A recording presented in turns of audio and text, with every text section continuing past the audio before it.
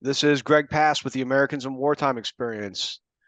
Today's date is June the 9th, 2023, and I am in Virginia Beach, Virginia, and I have the pleasure to sit down through Zoom with Bob Lauchner. Thanks for joining us, Bob. Pleasure to be here. Where are you at right now? I'm in Philo, Illinois. And where is that in relation to? It's very close to Champaign-Urbana, which is where the University of Illinois is. Gotcha. Downstate, mid-state Illinois. And have you lived there for a long time? No, we've been here about 15 yeyears. I Gotcha. was raised in a town nearby, so I'm coming back to the Midwest. Gotcha. So do you have any other military veterans in your family? My brother was in the Air Force in World War II, and I had an uncle in World War II. He fought his way across France and Germany. Infantry. And I've got some Civil War background somewhere in there. Gotcha. So you were commissioned in the U.S. Army. Is that accurate? ROTC, yes, Okay. the Army Security Agency. Okay. So what was the motivation for you to get into the Army?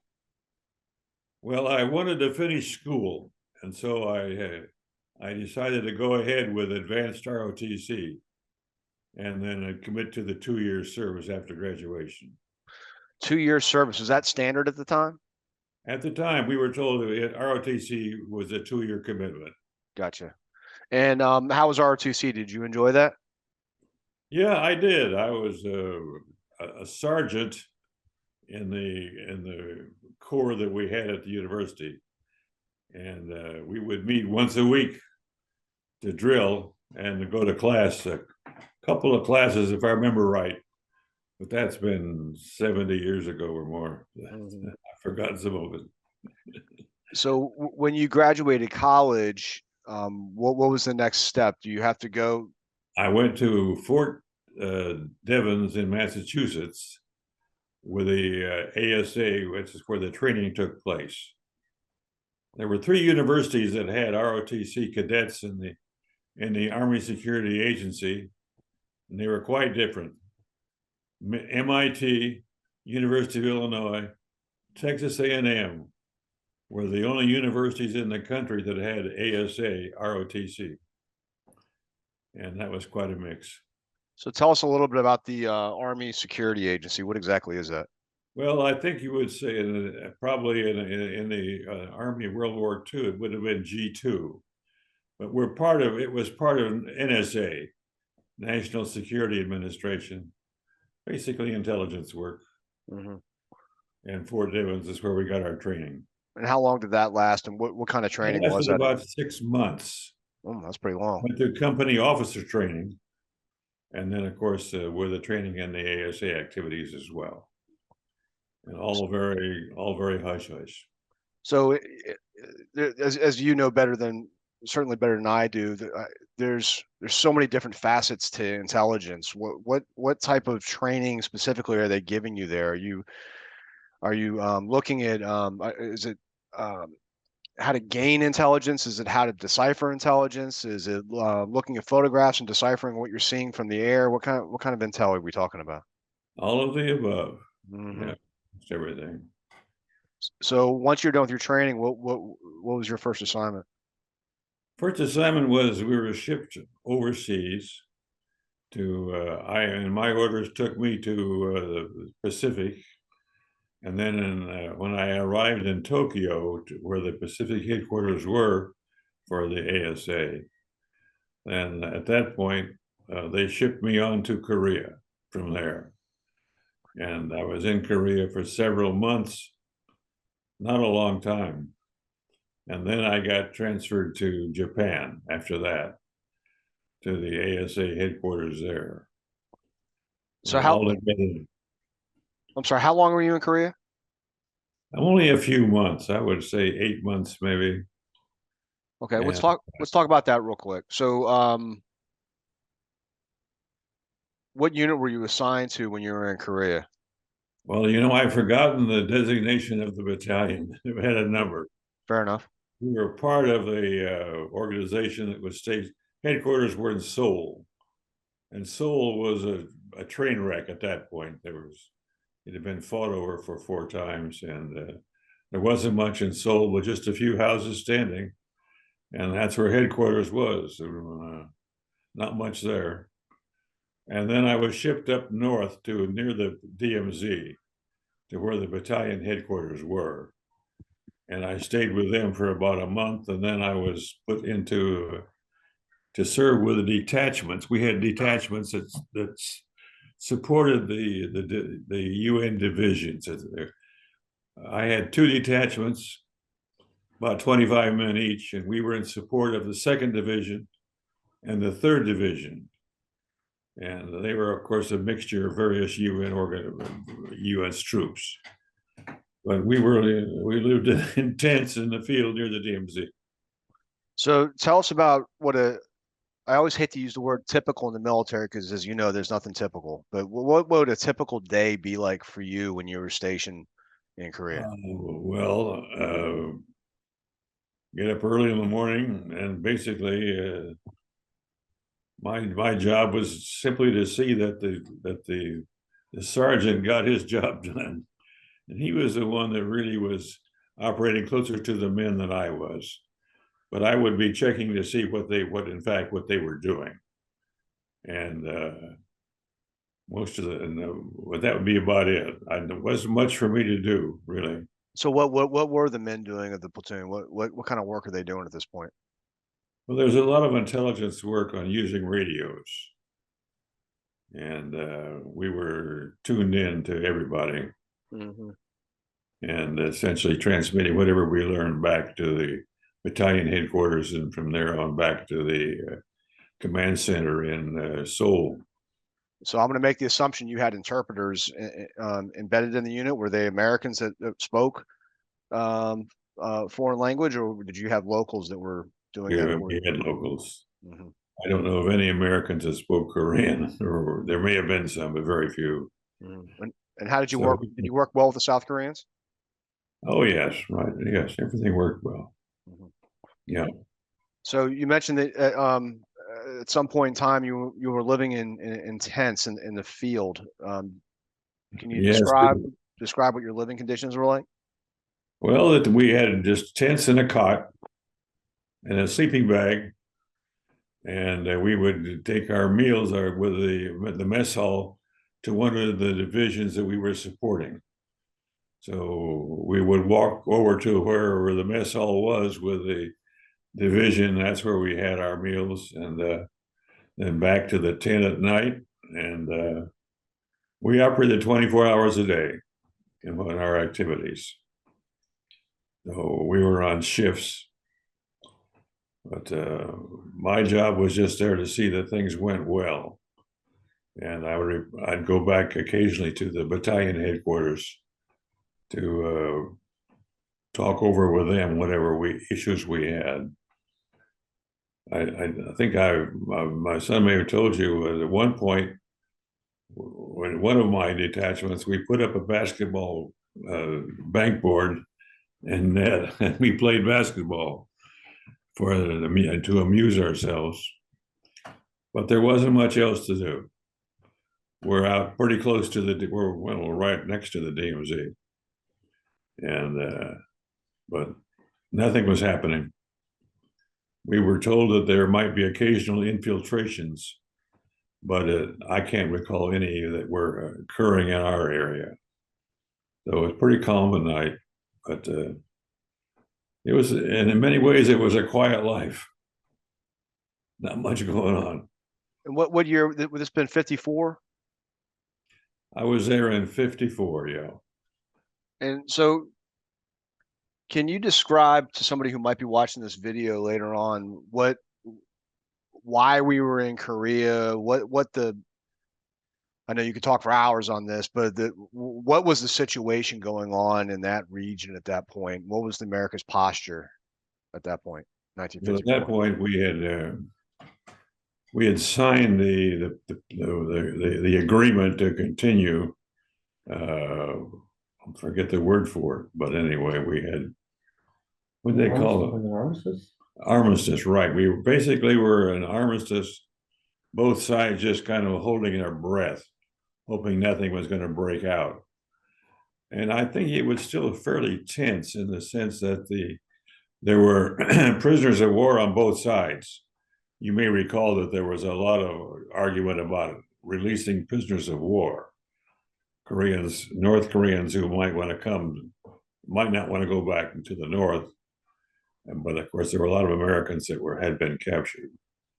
And the country, my recollection of country was that there were hardly any buildings left in the areas that I saw, and especially Seoul. I understand that Seoul is now a booming city, but at the time that I saw it, it reminded me of the pictures of Berlin in World War II. We were there basically hoping that nothing else was going to erupt, but in the knowledge that things might happen. So we had to be alert, and that was part of our job. And did you feel that you were well supplied and that you had all the equipment you needed for your mission?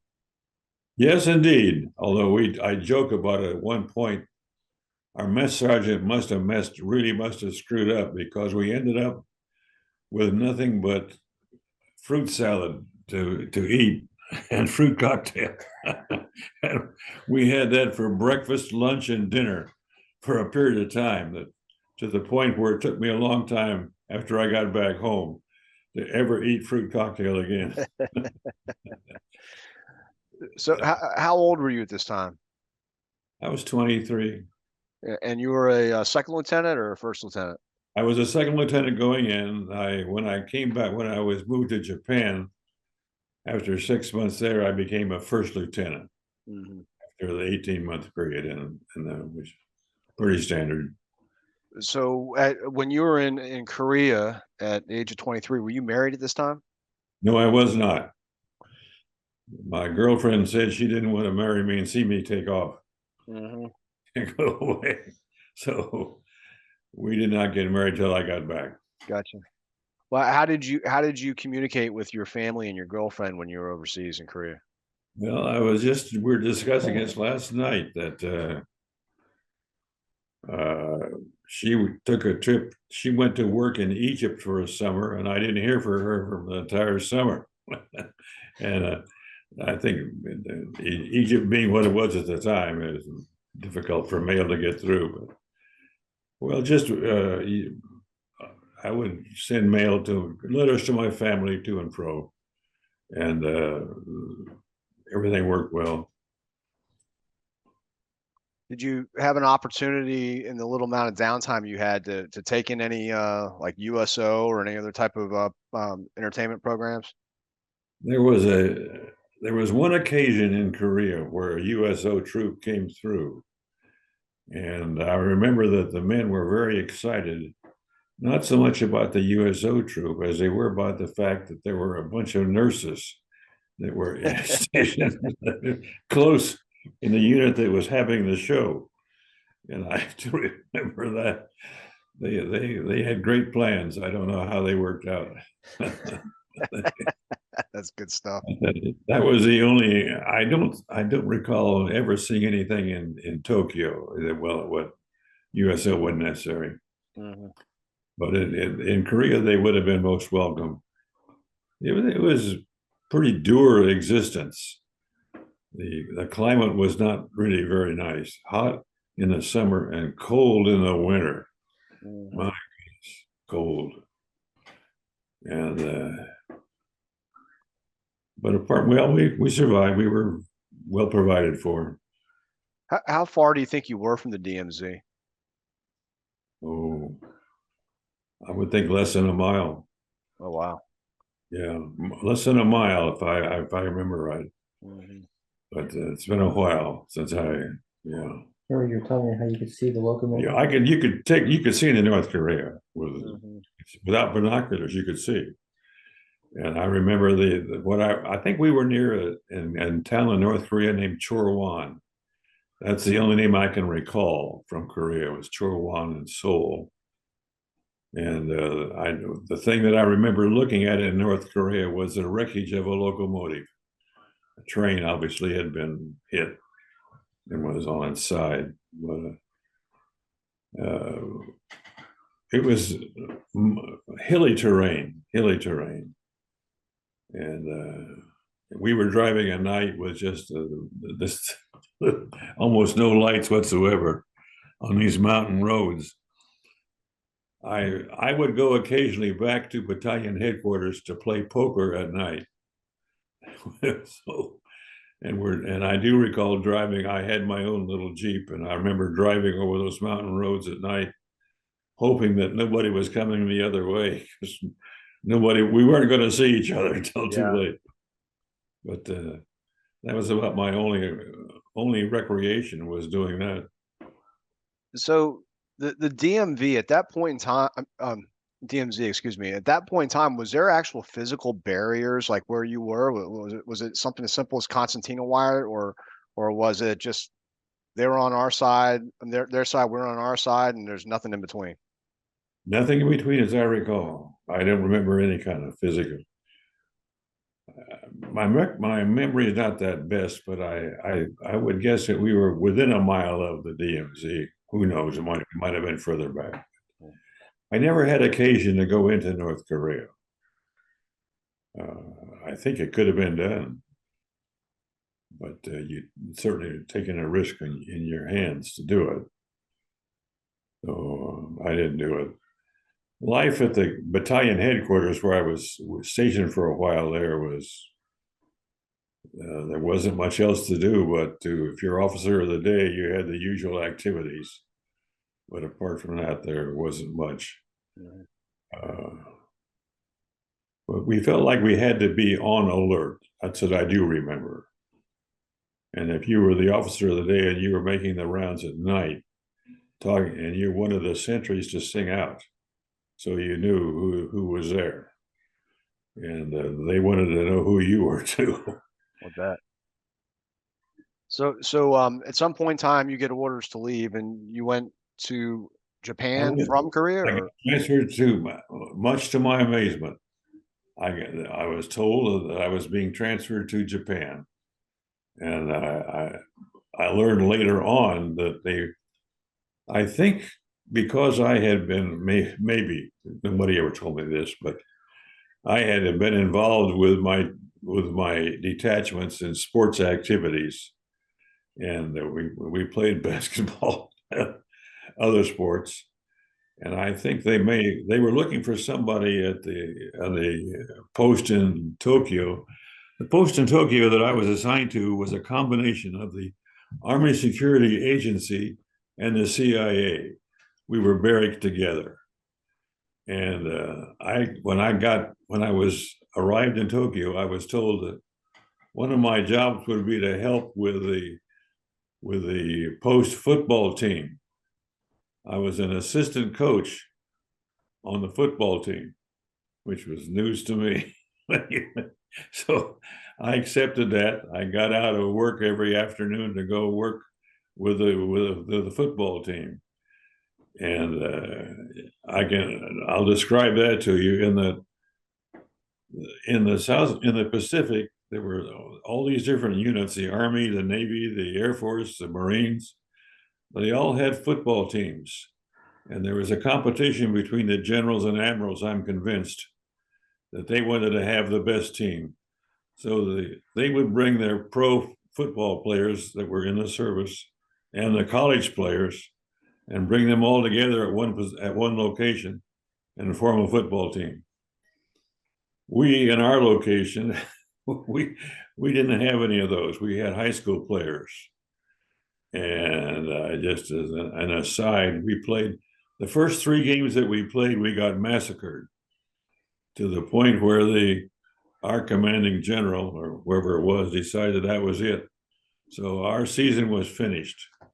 And a good thing had happened. We never would have survived to the end of the season. Yeah, we got killed. But hey, it sounds like a lot better assignment though than being in Korea. Absolutely. Right. Right. No question about that. So tell us a little bit about what did What did Tokyo look like in 1954, 55? I expected to see Tokyo as being really the same condition as Berlin. And it may have been at one time, but they must have revealed very quickly. Mind you, I was 10 years after all the bombing that had taken place. Mm-hmm. And but to me, Tokyo, I don't recall seeing any kind of impact of the war. I was surprised. I thought I would see more, but Tokyo was vibrant, busy, very friendly to the Americans. Yeah, I was going to ask you about that. So it's 10 years after the war, but the Japanese and the Americans are getting along just fine, huh? They seem to accept what came with MacArthur and his proposition for Japan and adapted fairly well.